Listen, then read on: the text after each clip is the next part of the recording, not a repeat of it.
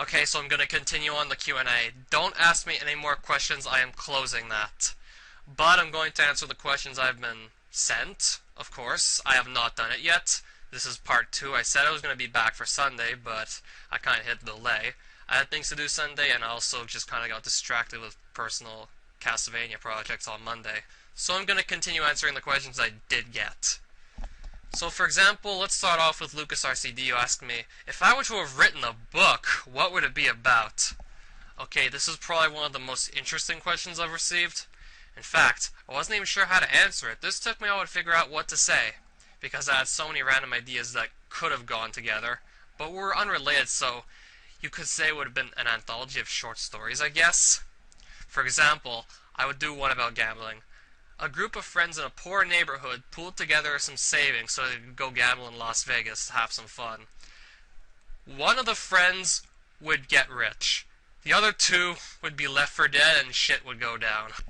The 3 friends would agree ahead of time to split the winnings that they receive, yet once one of them wins, like, say, $500,000, he just bails on them. Honestly, I never figured out how to continue this story, so I just let it die. And then there would be one that would take place in Antigua. For example, an ordinary American family would go on an ordinary vacation in Antigua, but shit would go down when they're alone, particularly when they're actually in the water. They would get attacked by ghosts, and these ghosts would specifically be the ghosts of Caribbean slaves that pretty much died during the colonization of Antigua during the colonial periods. The ghosts of the people that lived there, pretty much having had their land stolen from them, their property seized, and them pretty much being enslaved and killed, you could see why they hold a grudge. And the whole underlying ideas behind the story would be that our current modern-day capitalist society is heavily based on distraction. So yes, capitalism and mass consumerism already do go hand in hand. The goal is to make people buy as much shit from you as possible, but there's also an element of distraction. You want to keep them from being bored, because if they're bored, they might think, they might start to question the way of life that they're living. And of course, the ghosts want to bring back the past that modern-day society is pretty much... Well, they're not actively trying to hide it, but people are forgetting about it. And that's what the ghosts are trying to bring back to the people that went on vacation in Antigua, and pretty much telling them the whole story of how their land was taken from them. Honestly, I feel like this is the opposite of writing an essay for an English class. You have to come up with a thesis for an already existing text and defend it. Here, I feel like I'm just coming up with random ideas, and I'm just going to try and fill in the blanks to write a full text. Well, if I ever did write a full text, that's sort of what would happen. I would really have to sit down and think about it. Geez, that was tough to get the words out. Strikeforcer then asked me 3 questions. It took me a while to get around to answering his questions, but here we go. When will you play Hunter's Revenge Recharged on the 4th sector? In fact, right now I actually have a long list of ROM hacks I've played from before I even had the YouTube channel. Which was like, I was playing those in 2008 to 2010. And there's roughly 20 hacks on it still so far. I know I've been slacking, so likely you'll be waiting a while for me to play one of those. Not to mention that those are really long hacks. The Crater and Hunter's Revenge Recharged were some of the longest Let's Plays on my channel to this date. And they still are. Do you see Bits and Pieces completed again by C3? As much as I'd like to say this is a guarantee, it isn't. I consider Worlds 1 to 5 to be largely refined and more balanced than they were before. But going through the post-game is probably going to quickly amount to a lot of work, particularly because there's the Annihilator in there, which is a 2-part level that consists of over 200 screens worth of level design content. So chances are I might actually remove some of the level's content and make other rooms more balanced. Because there's this one room where FT is saying it practically is Kaizo Light now that I think about it. Will you take graphics requests on C3? Honestly, at this point, it just depends on how I feel. Okay, so pretty much as soon as I uploaded that first part to my Q&A, LucasRCD decided to go and ask not 1 but 2 more questions. So I figured I'd just get those in before I say I'm not taking any more questions. I don't want to do this again for a while. Have you ever thought about live streaming? Okay, that sounds awesome. And considering I may want to get back into speedrunning, particularly some Super Mario hacks, that might actually be fun to do, but I never really thought about it. Even though I've upgraded computers and now I might actually be able to live stream. On my old 2008 computer, it probably wouldn't have been even possible. It would have been way too slow to just broadcast things live. Part of why I'd rather not live stream is that if I ever got famous, there would always be the risk of being raided by the cops. Like, it's just sad. Like, how many times has Ice Poseidon been arrested for something he probably didn't do? Also, what are your favorite and least favorite Castlevania games? Well, my favorite Castlevania game is Super Castlevania 4, even though it had like a bunch of advantages over the NES titles, because the SNES opened up a lot more possibilities. The hardware was superior, and there was just a lot more you could do. For example, you had more buttons on your controller, so you could move your special attack button to somewhere where it wouldn't just interfere with the stairs, or more like the stairs might interfere with it. For example, in the older Castlevania titles like 1, 2, and 3, if you want to do a special attack, you'd have to use up in your attack button. But this would be a problem if you were next to a flight of stairs, because it might not go through. You would just go up the stairs instead. And of the Castlevania games I played, which is my least favorite, I'd say Simon's Quest. It's still not a bad game, it still has the Castlevania atmosphere, but it is still fundamentally flawed in numerous ways. For example, the biggest part of the game is actually talking to people and getting clues and figuring out where to go next. But some of these people lie to you, or they just don't make sense, or it's just difficult to tell what they're saying, or sometimes it's just random shit that doesn't even belong in the game at all. But once you figure out what to do, which you'll probably just want to go look up a guide on the internet, the game is far easier than the other two Castlevania titles on the NES. Because there's more of an actual challenge in those and not just figuring out what the hell is going on, because the people in town hardly even help you at all, if they help you. In general, what would my least favorite Castlevania game be? Probably both of the erotic pachinko machines. Because yes, Konami actually turned their Castlevania franchise into that. The series just deserves more respect than that. Because taking a well-known franchise and doing that to it is just insulting. Alright, moving on. Pixelgon Gamer, well actually he's now just known as Pixelgon, asks, you know how you play hard NES games, right? I feel like he already knows this, but I decided to throw it in here anyway. Yes, of course I know how I play hard NES games. With an emulator and perseverance. Data Valus asks, what do you do to be so kawaii? I honestly can't tell you. Moving on. What's your greatest record in speedrunning? So far, I only have one to my name, but I do feel really proud about it still. Castlevania 3 US. Grant, 30 minutes 49 seconds. I'm like 54 seconds away from the world record and just 6 seconds away from third place. The chances are slim, but I may attempt that someday. Could you start to make Smbx videos?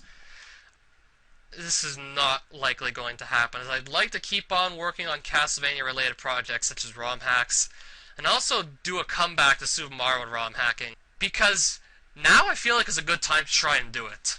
Sometimes I feel like the people aren't trying. Kagami Hiragi asks, what is a question? Well, a question is a sentence which asks for an answer for which something is unknown and unclear. That should be pretty clear.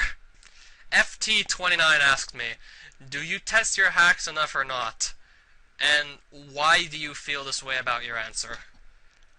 I used to feel like what I was doing was probably the best course of action, as to make sure every level that I ever make can actually be completed without save states before it's actually put into a finalized release, but even then, that hasn't worked out so well for me. Take Bits and Pieces for an example.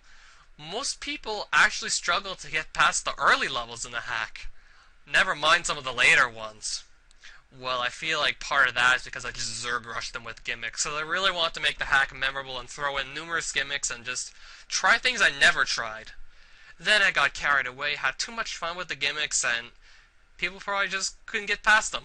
Also, not to mention, for a while, I was pretty much the only person playing my hacks, which obviously isn't that good for someone who's testing their hacks, because I consider myself to be an above average at playing Super Mario ROM hacks, but most people aren't, so I probably want to get some opinions from people who are less skilled at it than me. They can probably see where the difficulty lies in things that I can't. Okay, before I was even given the idea to do the Q&A video, this person probably had no idea I was ever going to do a Q&A video, but they asked me on Super Mario Central, "Are you a boy or a girl?" I said I was a boy. And I just love how this person stated, "Your voice is clearly that of a man's, but I see your name color, which is pink, your layout, your avatar," and he still wasn't even sure. He couldn't tell by my voice that I was a he. And then he asked, like, "Why do you choose to have the pink layout and the pink name?" Because I find pink to be a very cute and attractive color. Works well on many occasions, especially with black. And the layout and avatar are Plutia, this character from the Neptunia series that I have a crush on. I said it. Why did I do that? Why did I say that? And now for this last question, which I actually just discarded in my previous recording because I felt like I fumbled up my sentences way too many times. So I was imagining that at least one person would ask me why I'd rather not take PMs on Super Mario Central anymore, as in why I left. I mean, sure, the site's got a lot of events, contests, ROM hacks to play, obviously, because I'm pretty sure that's where a bunch of us got our Super Mario ROM hacks to play. I mean, all the VLDCs, I'm looking forward to those. I'm looking forward to 10 still.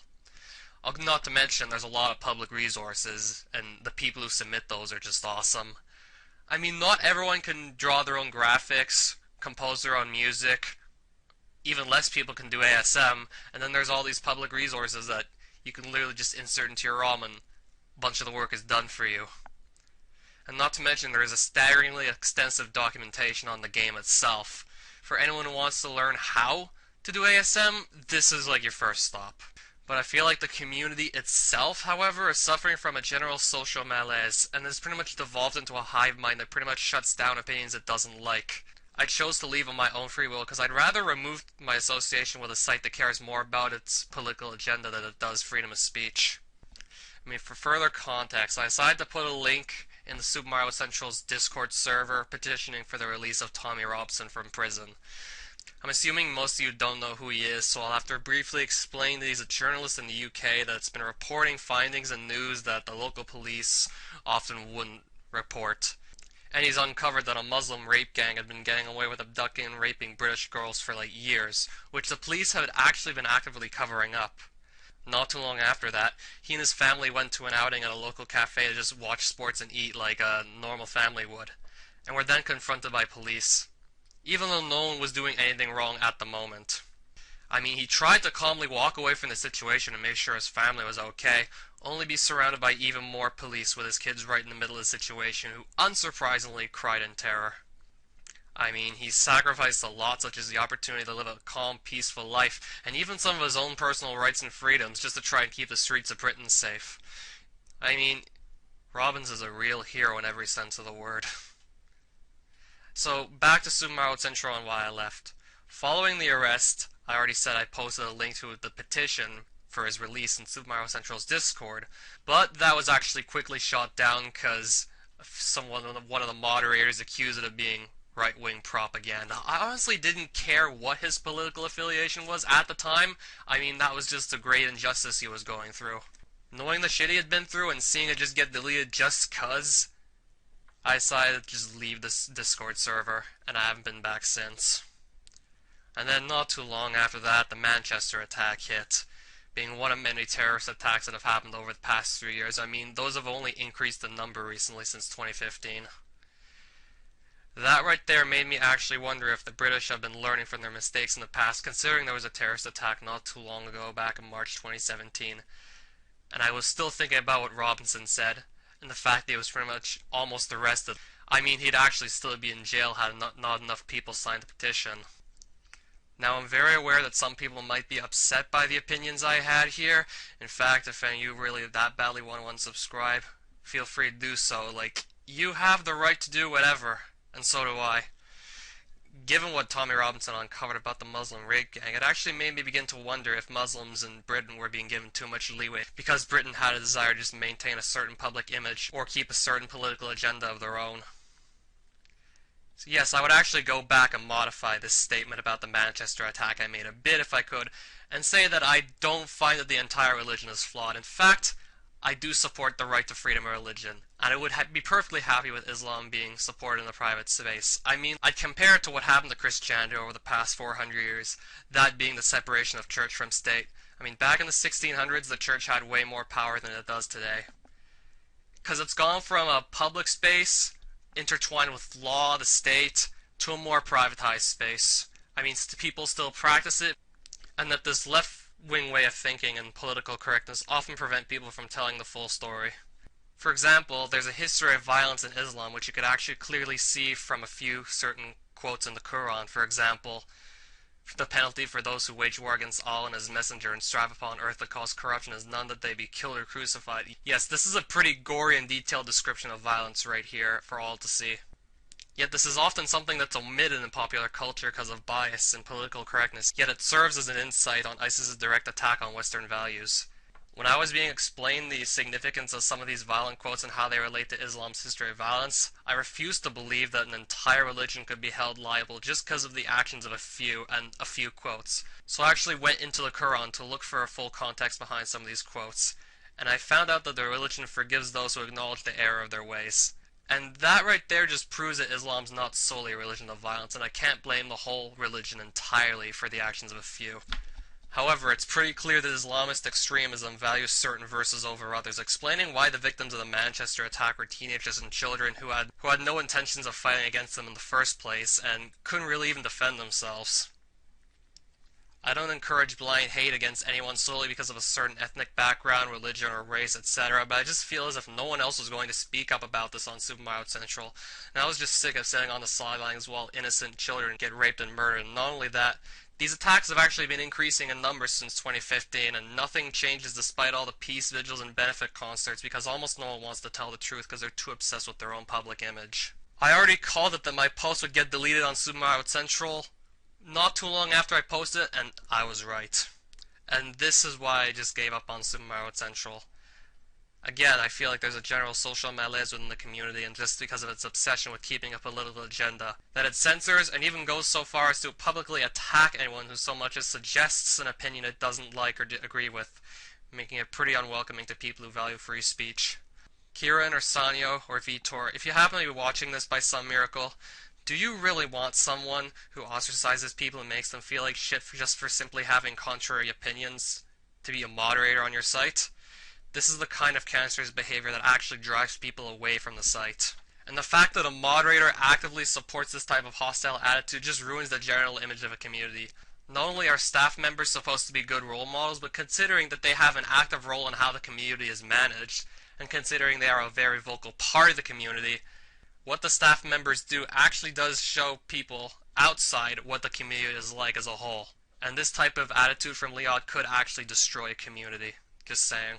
And to believe I actually got a warning over this incident. I was being accused of, okay, maybe if you just take a quick glance at it, you might find that the Muslim control part sounds like hate speech, but that's not what I was going for. And if I actually did make any decent Muslims feel like they were criminals, I'm sorry. I mean, I just wanted to speak my mind and talk about how political correctness in the wake of all these terrorist attacks has actually really been harming us. Like, this whole desire to be politically correct just prevents people from telling the truth and actually makes them delude themselves. But I'm still really mad about the warning, considering it was from Leon of all people, who shouldn't even be on the staff team. And then honestly, SMW Central as a whole would be much better if he just quit. Thank you for your time.